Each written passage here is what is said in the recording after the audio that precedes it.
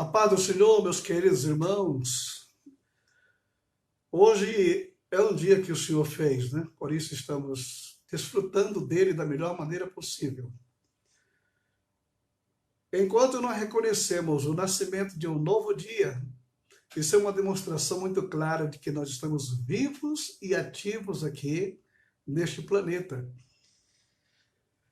E nós fomos criados, como você sabe, para louvor da glória de Deus. Então você tem que aprender cada vez mais a dar graça a Deus em tudo. Em tudo dá graça. Porque só dá graça quem está vivo. Se você está vivo, então glorifique a Deus de maneira toda especial. É muito bom estar com você aqui neste horário, nesse tempo difícil que estamos passando, né? Difícil por um lado, mas por outro, quanto tempo faz que nós não nos reunimos em família, temos um tempo assim para a esposa, para os filhos, e estamos aproveitando essas horas, né?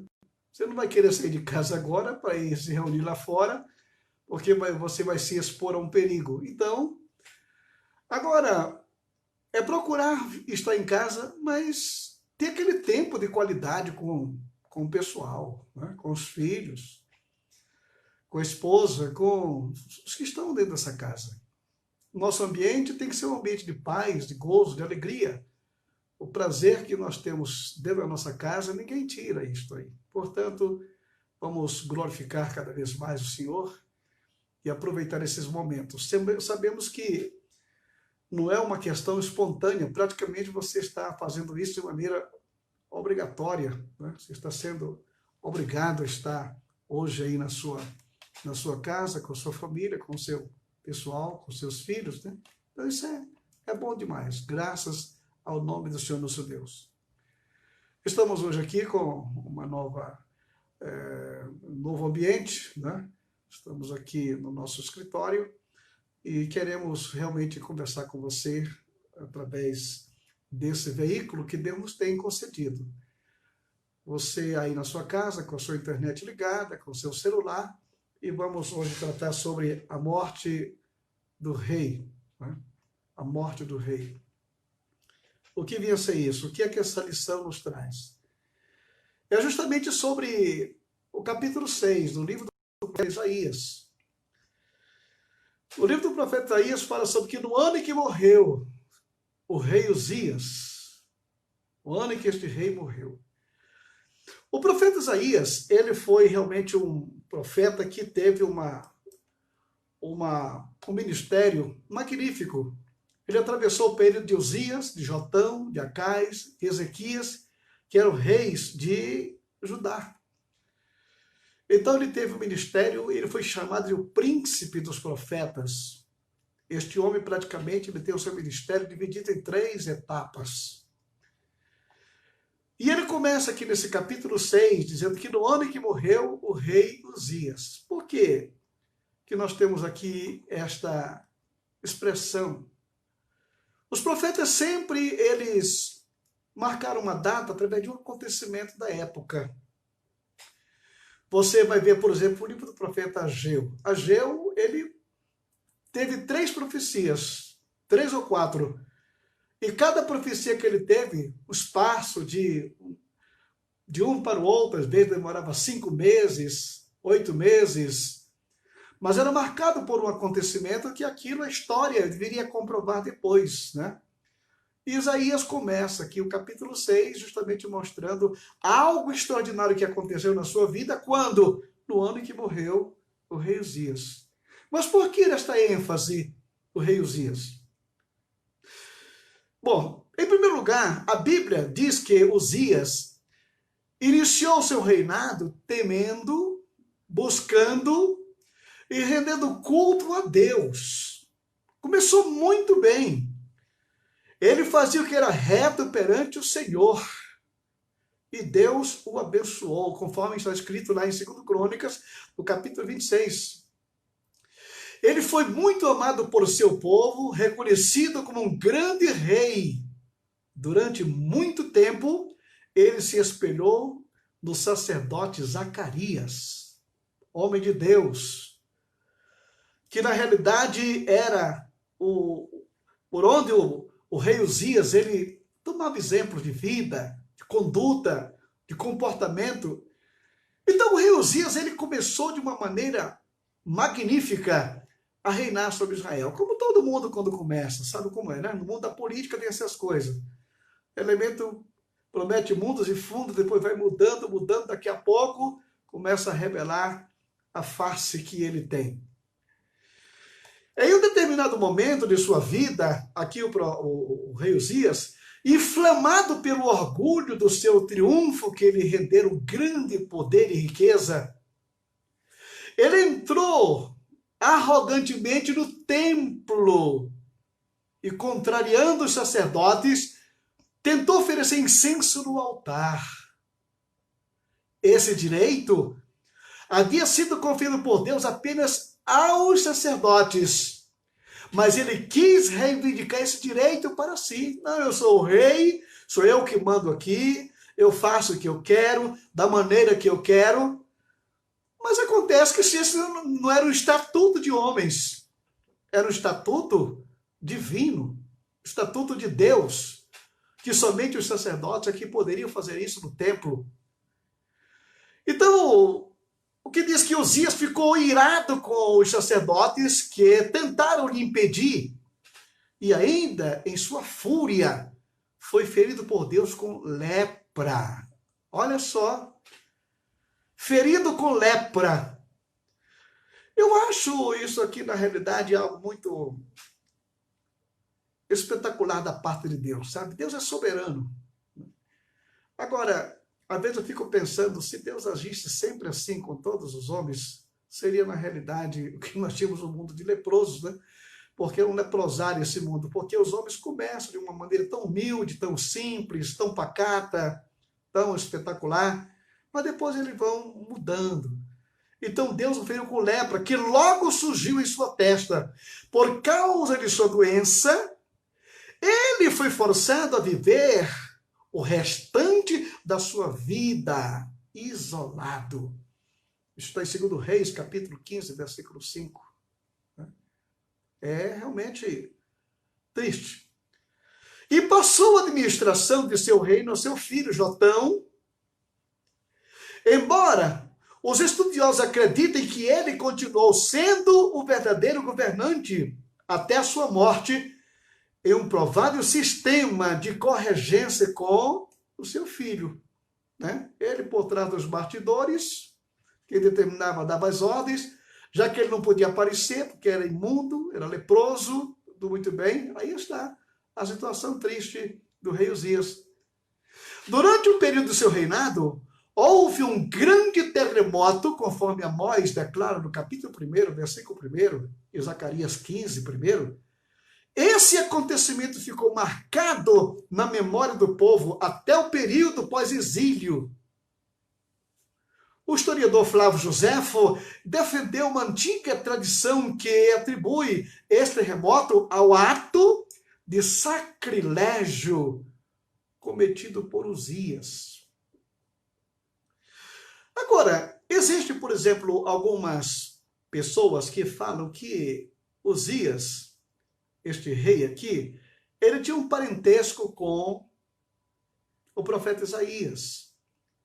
Porém, pesquisas que têm sido feitas mostram, na realidade, que Amós, que aparece como profeta, e o pai de Isaías, eram nomes diferentes. Homens diferentes. Então, eles não têm assim um grau de parentesco. Mas uma coisa é certa, o temor que, apesar da sua fragilidade, nós vamos observar que o Uzias, ele no princípio era um homem temente a Deus, ele respeitava a certos pontos, mas depois que ele se desviou, coisas terríveis aconteceram. Então, quando o homem cai da graça de Deus, ele se torna, na realidade, um monstro. E eu não sei o que foi que aconteceu com os servos de Deus aqui nesse período, porque o profeta Isaías começa esse capítulo 6 dizendo que no ano em que morreu o rei Uzias, eu vi o Senhor assentado sobre um alto e sublime trono. e a cauda do seu manto enchia o templo. Serafins estavam por cima dele, cada um tinha 6 asas. Com 2 cobriu seu rosto, e com 2 cobriu seus pés, e com 2 voavam, e clamavam uns aos outros, dizendo: Santo, Santo, Santo é o Senhor dos exércitos, toda a terra está cheia da sua glória. Os umbrais das portas se moveram, a voz do que clamava, e a casa se encheu de fumaça. Então disse eu: ai de mim, pois estou perdido, porque eu sou homem de lábios impuros e habito no meio de um povo de impuros lábios, e os meus olhos viram o Rei, o Senhor dos exércitos. Irmãos, o que nos chama a atenção é que Isaías ele teve esta visão justamente nessa época em que morre o rei Uzias. Por quê? Por que o profeta não teve esta visão ou teve visões antes deste acontecimento? Mas você vê, de repente, ele cai por terra: ai de mim, porque eu vou perecer, porque eu sou homem de lábios impuros e habito no meio de um povo de impuros lábios, os meus olhos viram o Senhor. Este homem que vinha feito uma locomotiva dos capítulos 1 até o capítulo 5, acusando Israel dos seus pecados, mostrando a situação em que o povo vivia. O boi conhece o seu dono, o jumento o dono da sua manjedoura, mas o meu povo não me conhece, ainda que os vossos pecados sejam como escarlata, se tornaram alvos como a lã. E ele vem atropelando tudo. E de repente ele descobre que estava no nível de todos os pecadores do seu tempo. Ai de mim, porque eu sou de lábios impuros e habito no meio de um povo de impuros lábios. Os meus olhos viram o Senhor. Você pode imaginar isso? Como é que um homem em pecado começa a pregar contra o pecado? Infelizmente, você vai ver isso em muitos lugares. Pessoas que às vezes sobem num púlpito, sobem numa tribuna, e a sua vida, ela não condiz com aquilo que ele prega. Ele prega uma coisa, vive outra. E aqui está o profeta Isaías, vivendo na realidade este drama. Agora, por que foi que para Isaías ter esta visão de Deus, ele teve que acontecer a morte de Uzias, hein? A morte de Uzias para que ele pudesse ver. Em primeiro lugar, naturalmente, Deus se revela a Isaías sentado no trono. Como dizer para Isaías que devia estar preocupado com a situação política de Israel. E ele, naquele instante, se apresenta dizendo: olha, Isaías, o rei da terra, ele morreu. Mas o rei dos reis, o soberano do universo, ele continua sentado no trono. Os homens passam. Situações passam, mas o Senhor, ele permanece no seu trono da sua soberania, da sua glória. E isto naturalmente foi um reconforto para o profeta nesta hora, porque sabe que independente do rei de Israel estar ali no trono, agora morto, mas o rei das nações está vivo e continua dirigindo os cursos das nações. Agora, como eu disse para você, o que é que impedia o profeta de ter essas visões de Deus? Visões maravilhosas que daqui para frente elas vão, do capítulo 6 em diante, porque do capítulo 1 ao 5 foi uma parte da sua vida ministerial, do 6 até o 60, outra fase, depois ele começa a falar sobre o futuro, sobre o milênio. Então nós observamos aqui, nesse momento, que este rei era um tipo de impedimento ao ministério do profeta Isaías. Era um tipo de trave, de travanque na sua vida ministerial. Começou muito bem, mas o tempo passou, o homem mudou, e agora? Cadê aquela liberdade? E nesse momento, quando o rei morre, ele passa a ter estas visões. Irmãos queridos, todos nós, como servo de Deus, no princípio da nossa fé, nós somos um tipo de crente, você sabe disso. O primeiro amor é coisa espetacular. Eu gostaria de nunca deixar de ser um novo convertido, porque o novo convertido, ele vê a igreja, vê o mundo espiritual, vê a Bíblia com outros olhos. Uma ocasião, numa igreja, estava ali um senhor, um irmão já de idade na igreja, e sentou-se um rapaz. E à medida que o pastor, ele pregava, aquele rapaz dava glória a Deus bem alto. Glória a Deus, aleluia, Senhor, fala a Deus. Né? E aquilo foi incomodando o senhor do lado. E daqui a pouco, o crente velho virou-se para o jovem e disse, meu filho, essa alegria vai passar. O rapaz olhou para ele e disse, olha, no dia que ela passar, eu vou aceitar Jesus de novo, porque eu quero sempre ser o novo convertido. Está entendendo? Então é isso justamente que acontece. Quando nós somos novos convertidos, nós gostamos da vigília, da oração, da busca do poder de Deus, do batismo com o Espírito Santo, de dons espirituais, tudo muito bem. Aí depois nós começamos a nos deitar na fama e na glória e naquilo que nós somos, na posição que nós ocupamos. E começamos a permitir que algumas coisas prejudiciais à nossa vida espiritual aconteçam. Começamos a nos envaidecer pelo muito conhecimento que temos, pelos diplomas, pelos títulos. Começamos a nos envaidecermos por termos lido a Bíblia já 10, 20, 50 vezes. Começamos a nos encher de vaidade, de orgulho. E à medida que essas coisas elas vão tomando conta do nosso ser, do nosso coração, automaticamente você vai esfriando na fé. Você não deixa de ser crente, mas você vai esfriando. Já não tem mais aquele entusiasmo, já não tem mais aquela vontade, aquele desejo, já não se sente mais com aquela obrigação que você tinha de estar lendo a Bíblia, de estar nos cultos, porque você acha que você já sabe demais, que você agora já é o tal. Aí começa a diminuir. As visões desaparecem, as línguas estranhas somem, aquele entusiasmo para pregar vai diminuindo, porque o orgulho, a vaidade foi tomando conta. Você agora é um grande pastor. Você agora, quando vai assinar o seu nome, é PP, fulano de tal. PP quer dizer pastor presidente. Então, você agora já é diretor disso, daquilo outro. Você já, enfim. Porém, isso vai te envaidecendo de uma tal forma que o vigor espiritual vai sendo perdido.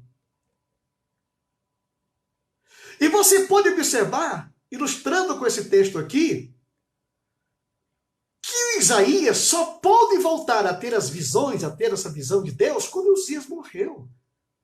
Todos nós temos um Uzias na nossa vida.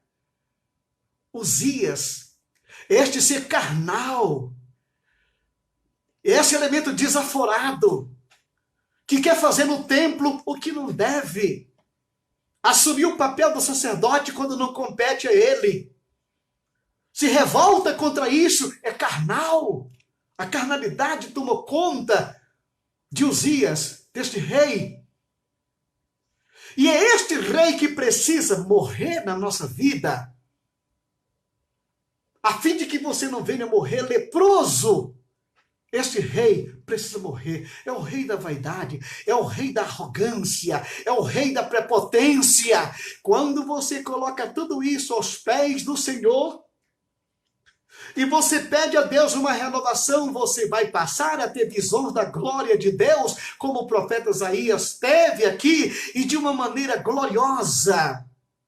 onde ele declara que no ano em que morreu o rei Uzias, eu vi, olha, a visão se abre. Ele passou a ver. Eu vi o Senhor assentado sobre um alto e sublime trono. Que visão da glória de Deus! E a cauda do seu manto enchia o templo, serafins estavam por cima dele. Que glória, que majestade, que sublimidade! Cada um tinha 6 asas, com 2 cobriam o seu rosto, com 2 cobriam os pés, e com 2 voavam, e clamavam um para os outros, dizendo: Santo, Santo, Santo é o Senhor Deus dos exércitos, toda a terra está cheia da sua glória. Quando nossos olhos se abrem, quando a carnalidade sai, quando este rei Uzias desaparece na nossa vida, os nossos olhos se abrem para a glória de Deus. Os umbrais da porta se moveram e a voz do que clamava, e a casa se encheu da fumaça, da Shekinah, da glória do Senhor. Diante de tanta glória, diante de uma visão tão estrondosa como esta, espetacular como esta, naquele momento o profeta Isaías sentiu um fragalho, um fragmento, um nada. Então disse eu: ai de mim, pois estou perdido, porque eu sou de lábios impuros e habito no meio de um povo de impuros lábios, e os meus olhos viram o Rei, o Senhor dos exércitos. Eu vou perecer. Irmão, quando você está longe de Deus, dificilmente você reconhece os seus pecados. Mas quando você se aproxima da luz, se aproxima de Deus, você começa a ver a sujeira que é em você. Você vai descobrir as suas falhas, suas faltas, os seus fracassos, as suas tropeçadas. Você começa a ter a visão de si mesmo. Quando isso não acontece, o boi conhece o seu dono, o jumento anda na sua manjedoura, mas o meu povo, ainda que vossos pecados sejam como escarlates, não alvos como a lã. A pessoa, quando não está bem com Deus, ela só vê o problema do outro, só vê o pecado do outro, só vê a miséria do outro. Mas quando a glória de Deus se apresenta, quando a luz resplandece, o elemento começa a ver, ele fica despido na presença de Deus e passa a ver na realidade quem ele é na realidade. Se aproxime de Deus cada vez mais, que você vai descobrir quem você é. Você vai descobrir suas fraquezas. Você vai descobrir suas falhas. Você vai, quando seus olhos se abrirem e Deus se manifestar, você vai reconhecer quem você é. Então, os meus olhos viram o Senhor dos Exércitos. Porém, aqui nós observamos quando ele disse: ai de mim, porque eu vou perecer. Eu vou morrer. A glória foi tão grande que ele sentiu vontade de morrer. Porém, um dos serafins voou para mim, trazendo na sua mão uma brasa viva, que tirara do altar com uma tenaz. E com a brasa tocou a minha boca e disse: eis que isso tocou teus lábios, e a tua iniquidade foi tirada, e expiado o teu pecado. É a misericórdia de Deus, é a bondade de Deus, que chega até você e se prontifica a te purificar. Agora que Isaías, de lábios impuros, foi tocado pela brasa do altar, foi purificado com fogo divino, o seu pecado foi perdoado, voltou a ser aquele Isaías do princípio, aquele novo convertido. Voltou ao princípio, que bom. Quando o homem chega a reconhecer isso na sua vida. Agora, olha o que acontece aqui com o profeta no versículo 8, depois disso, ouvi a voz do Senhor. Que bom, né? Que maravilha. Primeiro, os seus olhos abriram, ele viu. Em segundo lugar, os seus pecados foram perdoados, purificados pelo poder de Deus. E em terceiro lugar, abrem-se os seus ouvidos.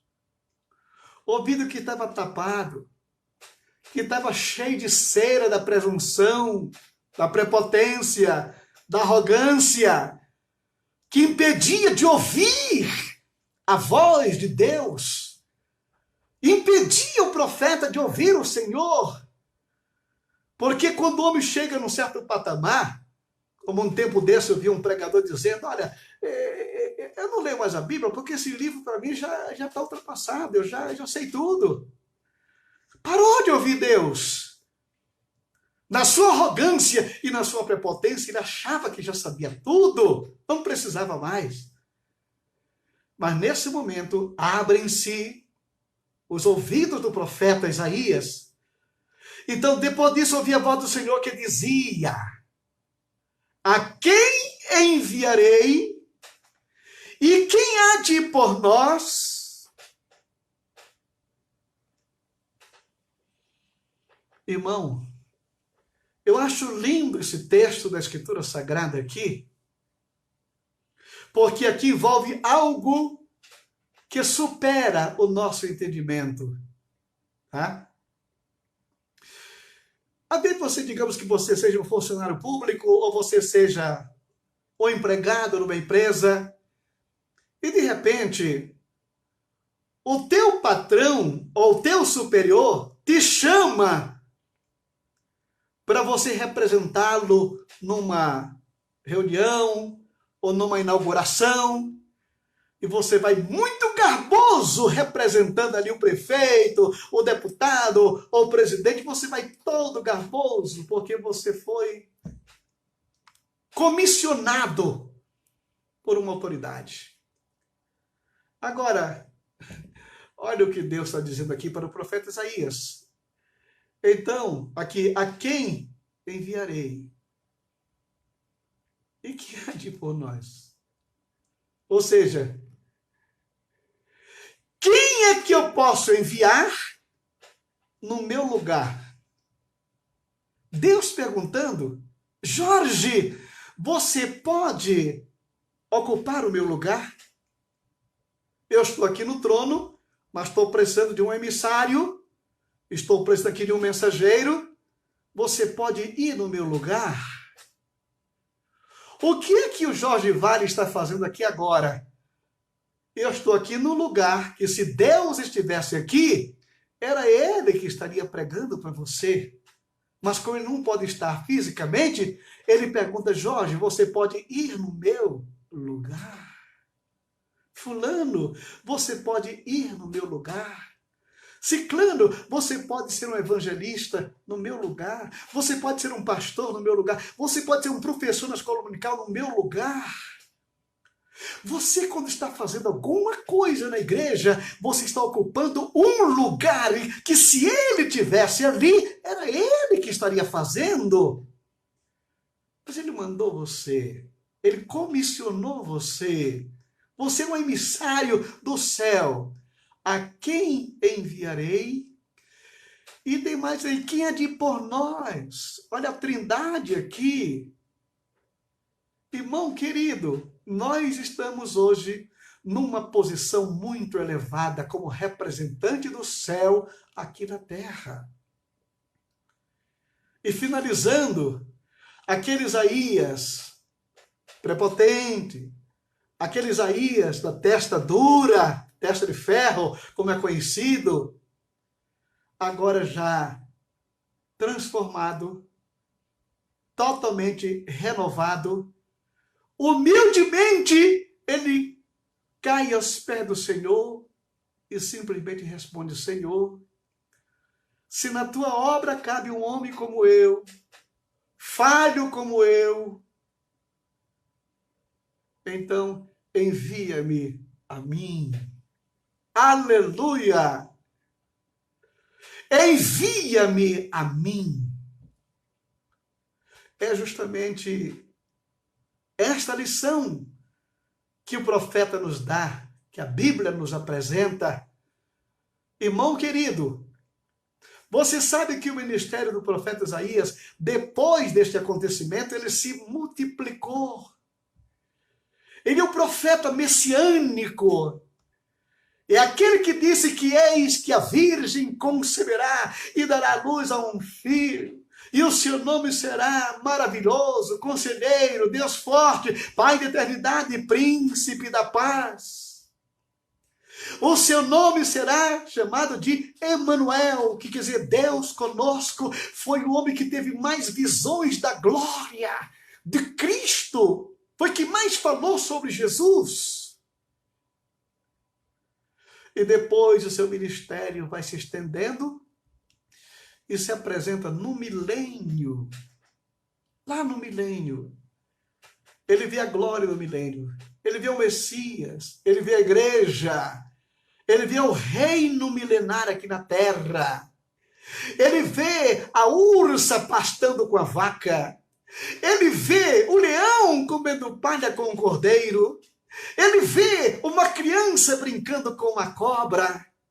Ele vê os homens desfrutando do bom e do melhor desse planeta, sem pecado, sem maldição, com Satanás preso aqui durante 1000 anos.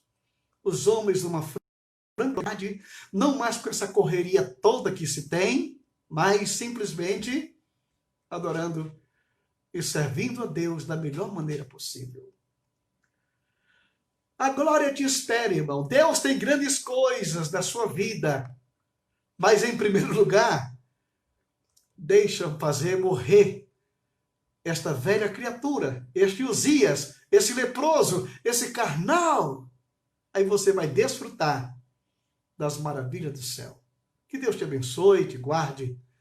Amado Pai, muito obrigado por esses momentos aqui na tua presença. Que o teu Espírito Santo continue falando bem forte ao nosso coração. Que nós possamos, Senhor dos Exércitos, vislumbrar cada vez mais e mais da tua glória, reconhecer a tua soberania, o Senhor que está sentado entre os querubins, Senhor. E nós estamos aqui para fazer a tua vontade. Abençoe este meu irmão, esta minha irmã, esta família, esta casa. Guarda cada um debaixo da tua potente mão, Senhor. Também te peço pelos pastores, pela tua igreja aqui em Campinas, no estado de São Paulo, no Brasil, no mundo, pelos teus missionários, evangelistas que estão anunciando o evangelho em lugares distantes, Pai. Muito embora com dificuldade, mas pregando através da internet, da televisão, dos meios de comunicação, usa cada um, Senhor. Estamos nesse momento experimentando aquela fase que viveu a igreja primitiva, se reunindo no lar, de casa em casa, no partir do pão, nas orações e nessa doce comunhão. Ajuda-nos, Senhor. Abençoa também o nosso Brasil, esta nação tão preciosa. As nossas autoridades constituídas, meu Deus, toma estes homens em tuas mãos. Senhor, que teus anjos que estão trabalhando ativamente aqui nesta nação, que eles não descansem, Pai. Impedindo que forças malignas venham tomar posição. Impedindo que esses adversários venham atormentar as nossas autoridades. Mas que esses demônios sejam atados e lançados nas trevas exteriores, sem direito a retorno, Senhor. Manifesta-te nessa nação.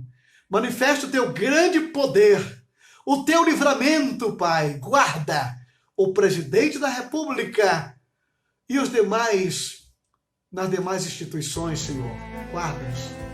Eu te peço também pela minha casa, pela minha família, pelos meus filhos e netos. Sustenta-nos pelo teu grande poder. Nos ensina a fazer a tua vontade enquanto é dia, porque a noite vem quando não se pode mais fazer nada.